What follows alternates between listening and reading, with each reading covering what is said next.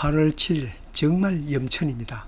농장에 도착하자마자 갈반병 걸린 사과밭으로 직행하였습니다. 전번에 떠날 때 일단 갈반병이 멈춘 것 같았는데 혹시나 재발했을지도 몰랐어입니다. 다행히 진행되고 있지는 않아 보입니다. 전체 나무 중에 몇 곳에서 한두 개 황하단 잎이 보이지만 여기에 보듯이 진정된 것 같습니다. 지난 장마 후 이렇게 갈반병이 만연되고 부랴부랴 방지에 들어갔는데 더 진행이 되지 않아 천만다행입니다. 사실 이렇게 병이 만연되어 방지를 하면 피해는 피해대로 보고 잘 그치지도 않습니다. 우리 사람도 하찮은 병이라도 심해지면 편작이나 화타도 소용이 없는 것처럼 작물도 그런 걸 경험으로 알고 있습니다. 사실 이 갈반병, 화상병을 제외하고는 제일 무서운 병입니다. 병에 걸려 잎이 모두 낙엽되면 올해 사과도 못 먹지만 내년 사과도 장담 못하기 때문입니다. 이렇게 만연한 갈반병이 어떻게 그쳤는지에 대한 재방제법은 다음 기회에 공유하기로 하고, 이번 영상에서는 이 갈반병과 빼닮은 저무늬 낙엽병과 구별을 하는 영상을 올려볼까 합니다. 제 경험으로는 제가 자주 겪는 갈반병이 무섭긴 하지만 이 저무늬 낙엽병도 같은 피해를 주기 때문입니다. 다 같은 곰팡이성 병입니다. 원인도 병의 진행도 또 방제법도 같지만 그렇지만 병원균은 다르니 치는 약도 똑같다고는 볼 수 없기 때문입니다. 병을 확실히 모르고 치료를 확실히 한다는 것은 말이 안 되죠. 저 친구 이름은 모르지만 내하고 친하다는 말과 다름이 없죠. 이 병증이 갈반병이 만연된 모습입니다. 이 갈반병의 원 이름은 갈색 무늬병입니다. 이와 닮은 놈이 바로 갈색 젖무늬병이라고도 부르는 저무늬 낙엽병입니다. 사실 이름도 헷갈릴 정도로 비슷합니다. 이 두 개의 병의 특징을 바로 비교하기보다는 그 이름을 먼저 비교해 보는 것이 바른 순서일 겁니다.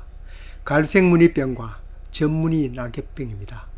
다 같은 무늬라는 말이 들어가는데 하나는 무늬가, 하나는 젖무늬입니다. 이 점이 제일 중요한 포인트입니다.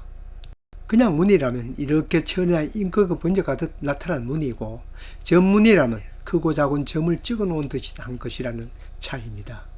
물론 수많은 잎에서 생긴 무늬가 갈반병에도 점이 찍힌 듯한 무늬가 있고, 저무늬 낙엽병에도 무늬가 겹치다 보면 점이 아닌 듯 보이는 것도 있겠죠. 그 다음은 낙엽병이라는 말인데, 저무늬 낙엽병에 걸린 잎만이 아니고 갈반병도 낙엽되어 떨어집니다. 어쩌면 갈반병이 걸린 놈이 더 잘 떨어지는 것 같습니다. 이런 점은 품종에 따라 다른데 후지 같은 경우에는 낙엽 현상은 오히려 적다고 합니다. 이런 면에서는 갈반병이 더 위험한데, 대신 저무늬 낙엽병은 가지에나 과일에도 온다고 하니 또 이 점은 더 문제이긴 합니다. 물론 드물게는 갈반병에도 과일에서 발생하기도 합니다. 지금 오른쪽 하단의 사진이 바로 젖무늬 낙엽병입니다. 언뜻 보면 똑같죠. 노란 바탕에 짙은 갈색이나 녹색의 무늬가 있는데, 갈반병 즉 갈색무늬병은 흡사 천이나 솜에 잉크가 번지듯 하였으니 젖무늬 낙엽병은 갈색이나 짙은 녹색의 점을 꼭꼭 찍어 놓은 것처럼 보입니다. 두 병증을 가장 구별하기 좋게 가장 만연된 후기 모습을 보여드리는데, 많은 잎들이 이렇게 될 때까지 그냥 내버려 둔다면 바로 호미로 막일 기회를 놓친 겁니다. 이번에는 황화되기 전 병이 덜 진행된 잎을 살펴보겠습니다. 언뜻 보면 구별이 어려울 겁니다. 갈색 무늬병도 둥근 점으로 보이고, 오른쪽 저무늬 낙엽병도 점들이 겹쳐 있으니 어떤 것은 점으로 보이지도 않습니다. 그렇지만 자세히 보면 왼쪽 갈색 무늬 병증이 둥근 점에서 밖으로 번진 모습입니다. 조금 전 갈색 무늬병은 무늬가 잉크로 번진 것처럼 보인다고 했죠.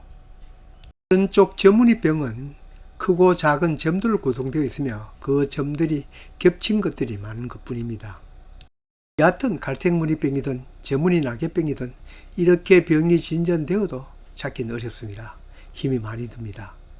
강화된 잎보다는 그래도 진행이 덜 되었지만 이럴 때 병을 발견하여 방제를 해도 늦습니다. 사과나무 잎에 처음 보이는 이런 갈색으로 된 무늬가 보일 때 바로 방제를 해야 합니다. 저도 눈이 어두워 놓치고 가래로 병을 막은 격입니다. 작물 재배에서는 관찰이 우선입니다.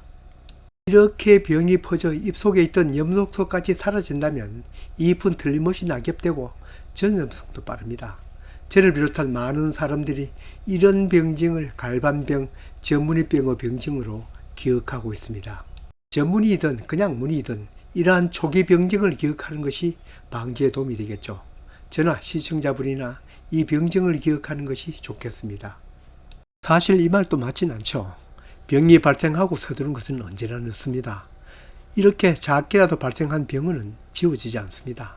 언제나 예방하다가 일찍 병증이 확인되면 열흘에 한 번 방지하던 것을 사흘이 멀다고 치료제 중심으로 집중 방지를 해야 합니다.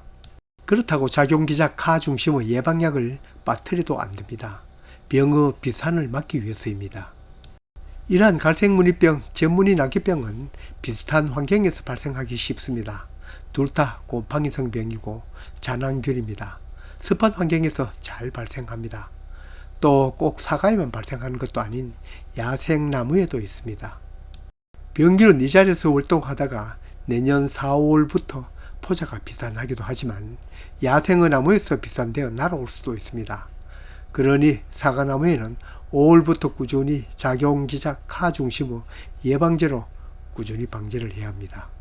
그러다가 우리처럼 병에 걸렸거나 아닌 병증은 보이지 않더라도 여러 날 비가 왔다면 치료제 약도 함께 살포해야 합니다. 우리 사과나무는 주로 후지 중심이니 전문이 낙엽병보다 갈반병이 더 무서운 것 같습니다. 걸렸다 하면 바로 잎이 탈색, 황화되어 떨어지니까요. 둘 다 곰팡이성 병이니 습기와 관계가 있죠.